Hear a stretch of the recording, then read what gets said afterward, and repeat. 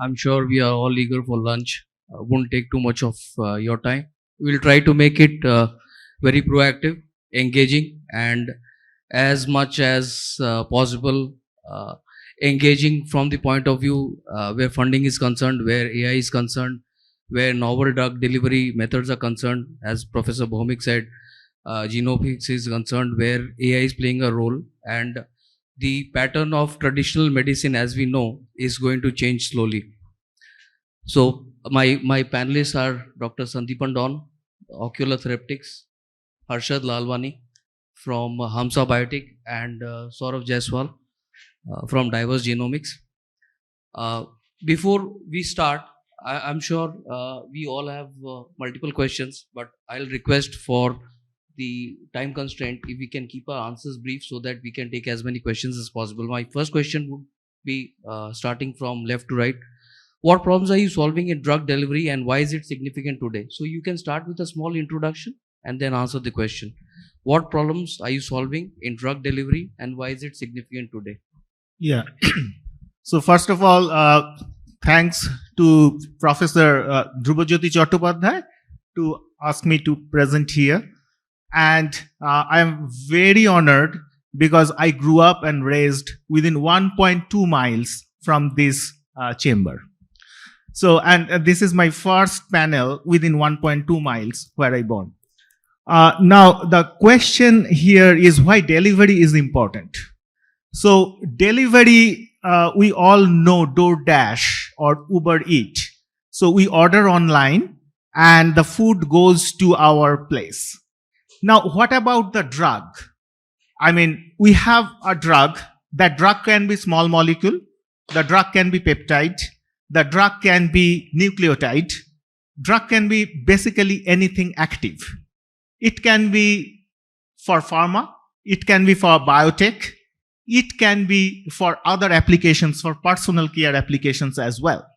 But delivery is important because in a particular concentration, we want to administer it into the specific organ. It becomes more challenging when we cross the BBB, blood-brain barrier. When we deliver for the vaccine, when we deliver for the therapeutics. Yes, so Sandipan, how is your startup making it unique vis-a-vis the normal processes which are already there? So if we can come to that part, please. Yeah, so basically our startup is working for ocular delivery. In ocular delivery, the main challenge is elderly people oftentimes forget to take the medicine or it is very tough for ocular delivery. Now, here we designed a concept. So there are two polymers involved. One is making the implant and the other one, the implant contains some microparticles. So basically it's a 1 millimeter by 1 millimeter implant, biosorbable, goes to the eye, applicable by the medical doctor, and it contains small molecules encapsulated inside a particle like Moderna's vaccine, and it stays into the eye for prolonged period of time, like 180 days. So the patient goes there to the doctor, administer it, no problem at all for 6 months for glaucoma or whatever the eye disease. We can change the drug. So that is the delivery of the purpose. So the uniqueness, you take the drug for 6 months for elderly people, you don't have to take it ever again. And it can be, applied for all other retinal problems, all other vaccinations as well. So that is the unique part, or I would say the modified value add in the business terms. So that separates us from our competitors. Thanks, Sandipan. Harshad, quick intro and your inputs. Hi everyone, good afternoon. So our company Hummsa Biotech is a drug discovery and development company. We work on novel drugs, and our first pipeline right now, our lead pipeline, is an oral small molecule GLP-1 receptor agonist. So I think a lot of people know about the whole GLP-1 space, right? So we know there are a lot of injectables with Ozempic and there's Mounjaro. And we've seen some considerable, effects in diabetes, in obesity, as well as recently semaglutide being approved for MASH. And we're seeing this class of drugs as being a very, very promising class going forward. But the issues remain with scalability, cost, the cold chain requirements, daily injections to weekly injections, and also the side effects, the GI tolerability issues, which most of the people, because of that, they kind of drop out, right, from the treatment plans. So what we're building is a next generation molecule, right? We just completed our dog studies with very, very positive results. This particular molecule isn't just a symptomatic control drug like the ones we're seeing with semaglutide. Our drug has shown an increase, a considerable increase in insulin-producing beta cells. We've seen a 4x increase in insulin-producing beta cells and a special unique pathway, which is anti-apoptotic activity of the drug.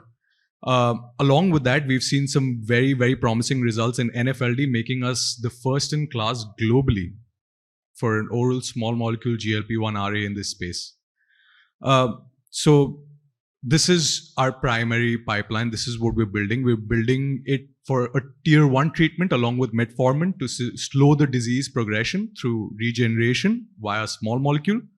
And along with that, we have a second pipeline in oncology, which is an oligo-based therapeutic platform, completely novel target, completely novel modality, where we use biophysics along with generative AI modeling to kind of create these particular compounds, oligo compounds, to kind of target these diseases. Thanks, Harshad. Saurav, quickly. Hi, good afternoon, everybody, and thank you, BCCI, for this opportunity. My name is Saurav, and I'm the co-founder of Genomics.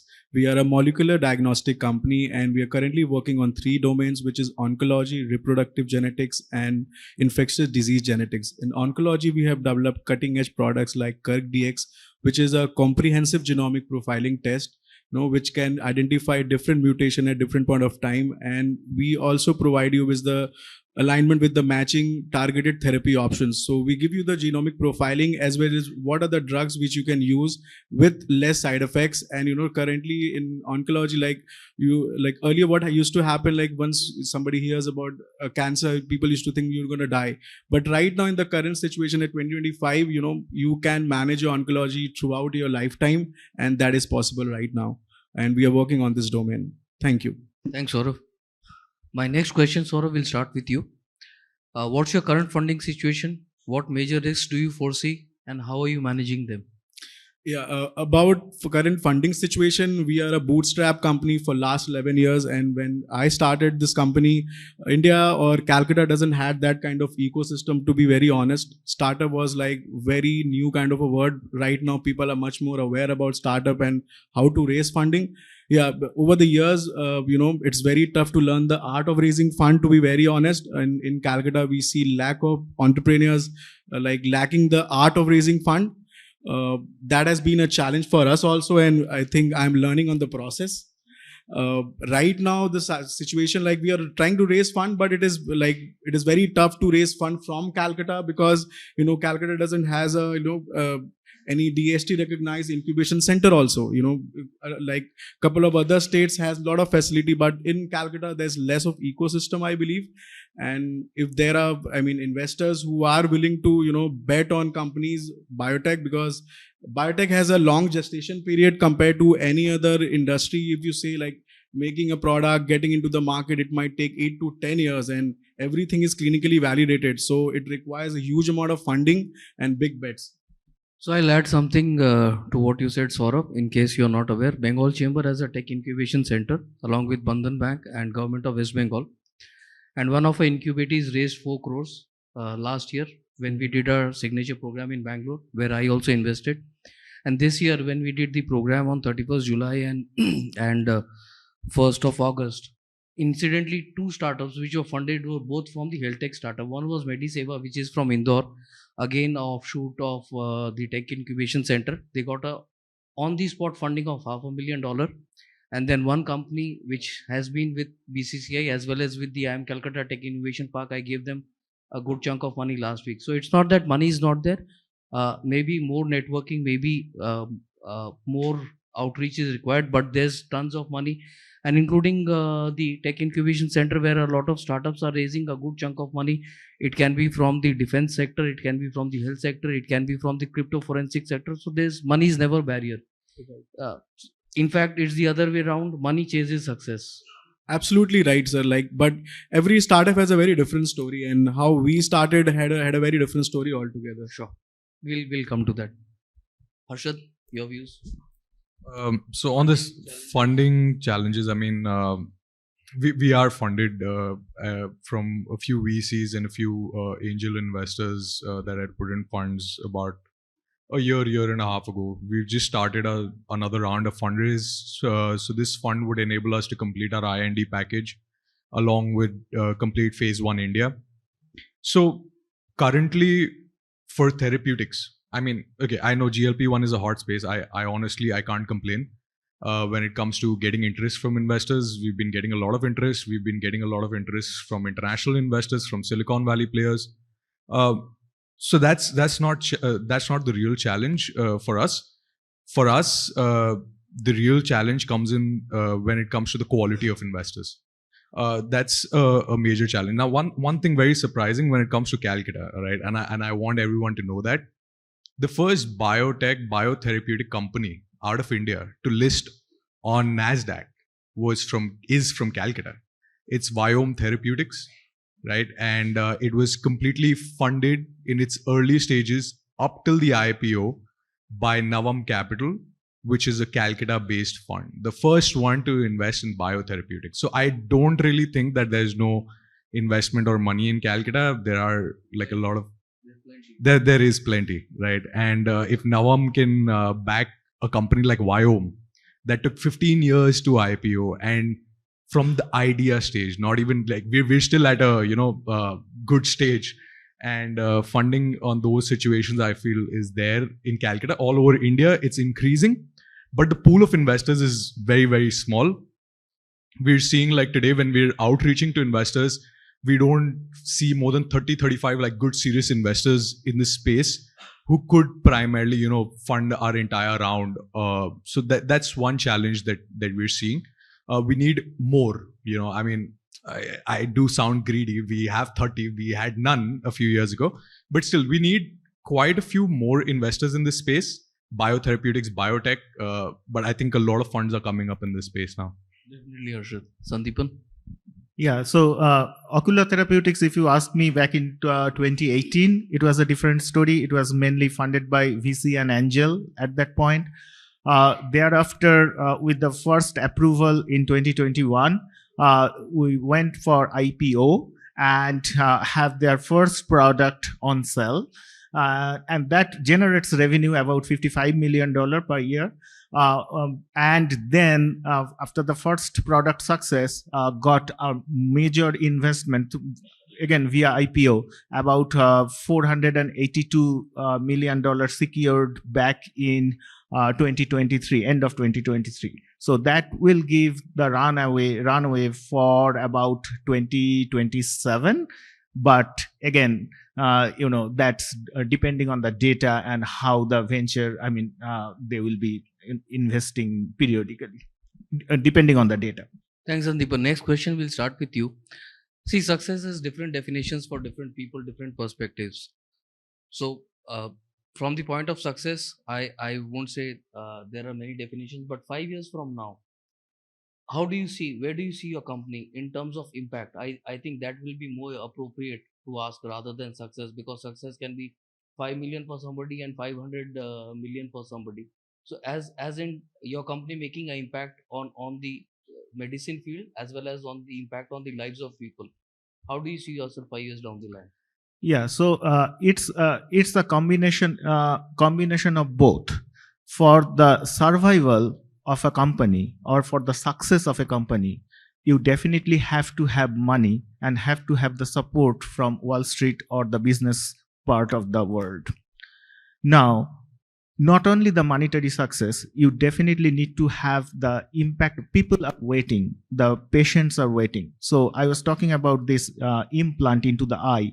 Even in my own family, my mother-in-law takes this Travoprost, and she misses several times. I mean, she's now 83, 84-year-old. Now, if this implant can come to all different parts of the world, this implant is only right now available in some part of United States. So the 5 year down the road, I would say not 5, as soon as possible, if we can go in different part of the world. So major challenges in our previous discussion, we are talking about the regulatory challenges. So think about if we go for IMPD in Europe. So we have FDA approval, but not EMA approval in Europe. And then rest of the world need other approvals, and other approvals needs other requirements. So that is the success, I would say, geographically, we can reach all over the world. People need that, we know that. But how to cross the regulatory barrier, how to satisfy the regulatory requirements? That's expansion mode. Impact. How do you think you are going to impact the lives of people 5 years down the line? 5 years down right now, I am seeing it. So my mother-in-law, she's supposed to take three times a day, but she misses 2 problems. One, she has to remember that she has to take, and then the second problem, she has to apply into the eye, which is terrific tough. Her hands are kind of shaking all the time. So application needs another help, and she has to remember that she has to take that medicine. So, for elderly people, we are very happy that a number of elderly people are increasing. So that will definitely impact the life everywhere in the world. Thanks, Sandipan. Harshad? I think 5 years is a short timeline for us. Just a hypothetical question. A hypothetical question would be, on this, I would like to answer that in 5 years, we hope that we would be nearing the end of, or the middle of phase 3 for India. We might complete just phase 1 US FDA, but we might be towards the end of phase 3 India if everything goes well. And if the drug does come out, I think there's a major impact on our country in terms of accessibility to such a therapy. And my father is a diabetic, my mother is a diabetic, practically half my family is on GLP-1s, and I would love nothing more but for them to go on the therapy that we've built in-house in our company. Because one of the challenges I've seen is that even though my father has been using GLP-1s a lot, since the days of liraglutide, and today he's using Mounjaro, the disease has still progressed. He still needs to use insulin along with the GLP-1 injection. So the major question is why? It's because that as the disease is progressing, the beta cells, the insulin-producing beta cells are dying. And the disease keeps progressing. It also falls into the whole longevity and age-related decline space. So we feel that with our drug, there's going to be a huge impact in this space. It's going to slow the disease progression.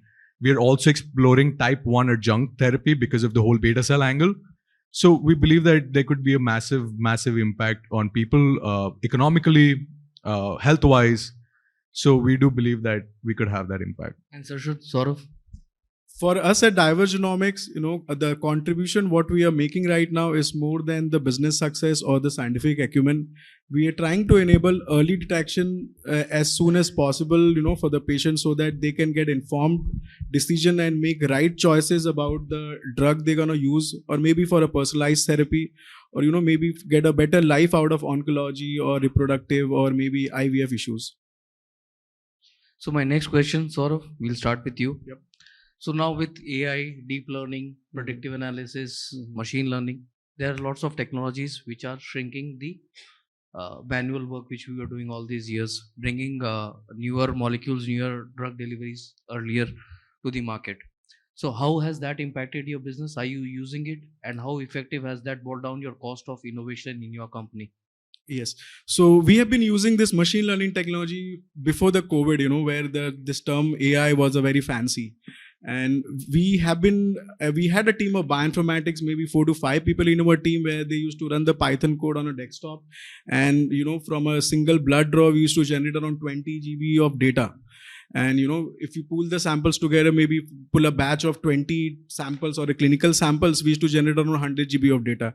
And that used to take around 30 days to process with a full bioinformatics team with a PhD graduate with a 25-year more than experience. Right now, we are just one guy in the team, and the entire pipeline is managed by a software called SaaS, so service as a software.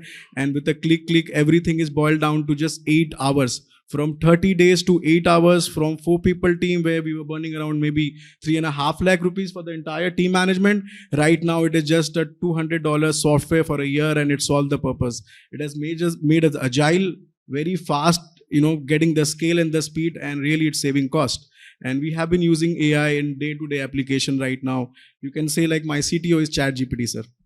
Thank you, Saurav. Harshad?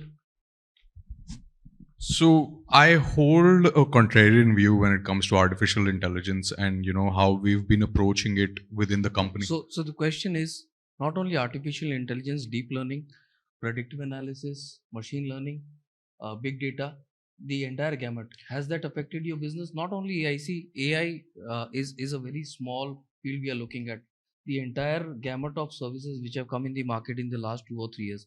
How has that affected your business in terms of bringing your cost down, or taking the product to the market earlier, or making the innovation faster in that per se? So we've been using artificial intelligence since before 2018 in the whole process for drug discovery.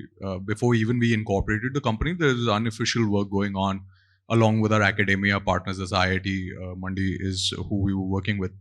Now, in 2018, I became very good friends with Alex, who's the CEO of In Silico Medicine, which is the best company in the world when it comes to artificial intelligence-enabled drug discovery.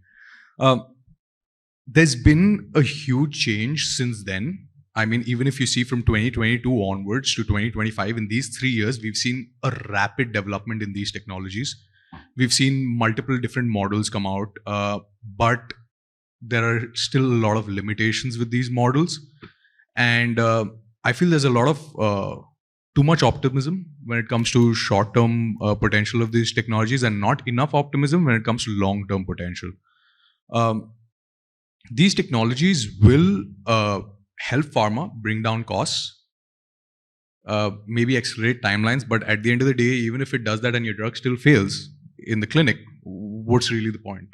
We need more accuracy, more precision, and AI should enable better outcomes when it comes to drugs rather than just making it cheaper and faster, is what we believe at this stage. But cheaper and faster is what a lot of big pharma, like you see big pharma is picking up AI companies like Candies, and these guys are betting big on it. But till now, there's no validation. We've seen some AI drugs move up to phase 2, but also recent failures with Schrodinger and all of these companies in phase 2. We're seeing AI-enabled drug discovery, big data, still a long way to go. One unique insight would be we're betting big on biophysics modeling rather than just artificial intelligence. We believe that has more potential right now in the short term than generative AI. Thanks, Harshad. Sandipan? Yeah, so AI has been, not AI, the whole system has been very big. So I will give you 2 examples. It's Ocular Therapeutics as well as Moderna as well as GSK. I interacted all of them. So end of the day, we are making a pre-filled syringe or something injectable which goes into eye or in the hand for case of Moderna for vaccine. Now, how much material at the end you have in your needle? And the medical doctor has to push that needle into your eye or jab into your hand. Now, the fluid dynamics of that pre-filled syringe or fluid dynamics in the needle, how can we do that? We cannot ask a patient to volunteer to check whether his or her eye was injected properly. We cannot do that. We used to do that with dogs. We used to do that non-human primate, but the eye temperature of non-NHP or dog is different than human. So basically there is no route other than using simulation, and Merck, GSK, Moderna is doing last 4 years intensely. as well as companies, startups like Ocular Therapeutics or other Boston-based startups. They are doing it every day. This is not selection of molecules by AI. This is a different application of computational or artificial intelligence.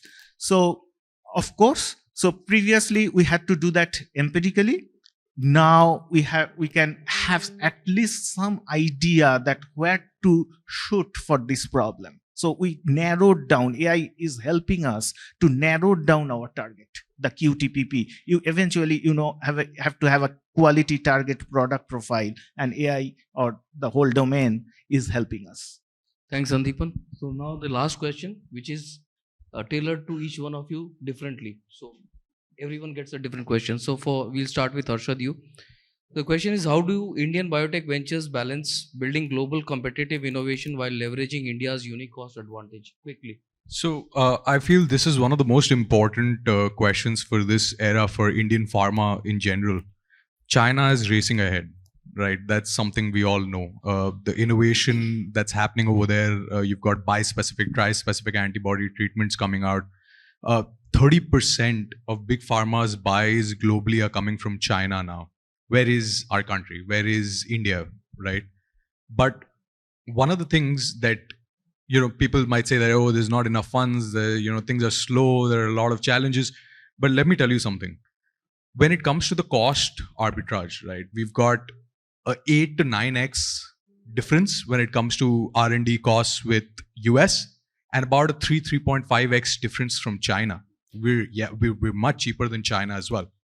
Utilizing the cost advantage, I feel we have more shots on goal, drug discovery being a very probabilistic venture.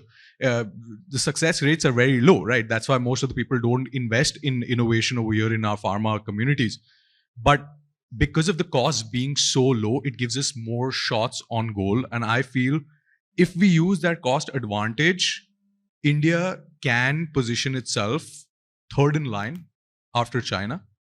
And that's extremely important, I feel, for the future of our industry. Thanks, Harshad. Saurav, your individual question.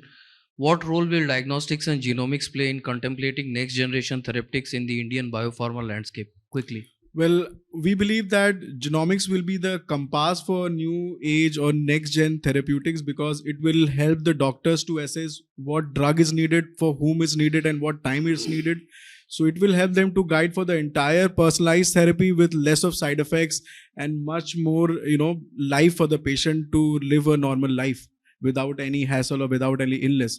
And things are getting into much more into the personalized space. If Dr. Subhrajyoti would been here, he would have understood what I mean to say. Thank you. So Sandipan, your tailored question: how to convert seed money to Series A, then to Series B, and eventually either get merged or exit into a big pharma or have IPO? Yeah, that's a great question. So basically, to pitch a concept, you have to have some data in your back pocket. We talk it like that. So you have an eye drug. So to raise the seed money, you have to have your proof of concept data and about 12 slides in front of your investor, and the business plan and the timeline for success, potential challenges, and how you are going to get the second level of money. So that's the data packet. So you come back with some money, that's the seed money, work with a local university, train the graduate student, PhD students, and eventually absorb them into your organization. But at that point they are trained, and then make the phase 1 clinical data packet and go to the street, go to the business with the data packet, with the validation. At that point, you need tox data as well as very initial clinical data. And then you are approaching within the timeline. It's typically 48 months. It's typically at that point you are going for the second round. Then pitching to your customers like big pharma, as well as you should have a plan to be on your own. So you can have an idea. So there are two companies, to give you an example, BioNTech and Moderna. They are coming at the same time. BioNTech was acquired by Pfizer, and Moderna went their own. But state of Massachusetts have supported Moderna to be their own. and BioNTech was acquired by Pfizer because of their supply chain and all that. So you can have two different routes, but in your deck, you should have these two plans to convince your investor. And then the last question is how to exit. Once again, there are three exit process. One is IPO. You are going for public. You are going for the street by yourself. You are going to be acquired by a bigger pharma, or you stay private. Stay private is very risky, but people do that. There are private organizations. So these three are the routes. And typically it takes, in Boston area right now, about 1 to 6 years. And if we cannot finish by 6 years, then it's tough. But it depends on a lot of other factors, geopolitical factors, and how the regulatory organizations you are working with from day one. And IP space as well. Do we have time to take 2 questions? We'll take 2 questions. Please be specific and very concise with your question, and please address to whom you want to ask the question. Yes, ma'am. Sorry, can't hear you, ma'am. I have a question. Will BCCI fund a company which is headquartered, registered in US, but the owner is working in India? BCCI doesn't fund any company, ma'am. Will help. BCCI runs a tech incubation center based out of Salt Lake Sector 5, wherein the other participants are Government of West Bengal and Bandhan Bank. And we have a pool of mentors and advisors, which are some of the best names Eastern India has, as well as we have people like Anil Joshi, who runs 1,000 crore. His third fund is 1,000 crore fund. We have advisors like that. We have advisors like Anirudh Damani, who runs Artha Venture Fund, who has 5 unicorns in his portfolio. So we have a dedicated pool of advisors and mentors who helps and guides you. And then we have our annual signature program, which is in July, which we just concluded, wherein we showcase them to 10 to 12 of some of the largest VCs. And if the matchmaking is there, nothing stops you from getting your desired money. It doesn't have to be an Indian registered company. There's no debarring of any sort, as long as you are associated with the tech incubation center.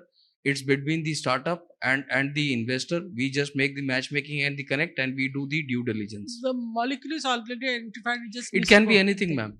As I told you, the recently concluded one, Mediseva, I can give you the name of the company, which is a company based out of Indore, already was funded, and then one of the investors, Anil Joshi, gave him a spot funding of $500,000 then and there, because he was so impressed with the vision of the company. And the company is based in Indore, and they are planning to open an office in Calcutta shortly. So it totally depends upon the product service offering as well as the individual. We don't segregate, we don't discriminate. Okay, thank you. Any other question? Last question. Thank you, ladies and gentlemen. It was wonderful having you with us, and thank you for giving your time. Thank you. Thank you, sir. Now we have a pleasant task to perform. I request the chairperson of the session, Mr. Deepak Daftari, to please present mementos to the speakers. To Mr. Saurav Jaiswal from the Diverse Genomics. To Mr. Harshad Lalwani, founder and CEO, Hummsa Biotech. And to Dr. Sandipan, Senior Principal Scientist from Ocular Therapeutics.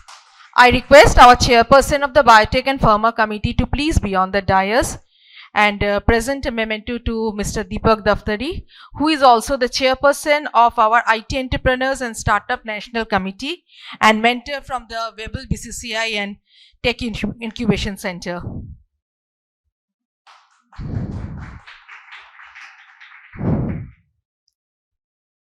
I request Mr. Daftari to present a memento to our chairperson of the Biotech and Pharma Committee, Professor Dr. Dhubrojyoti sir. Thank you, sir, for all your guidance and support in organizing the program.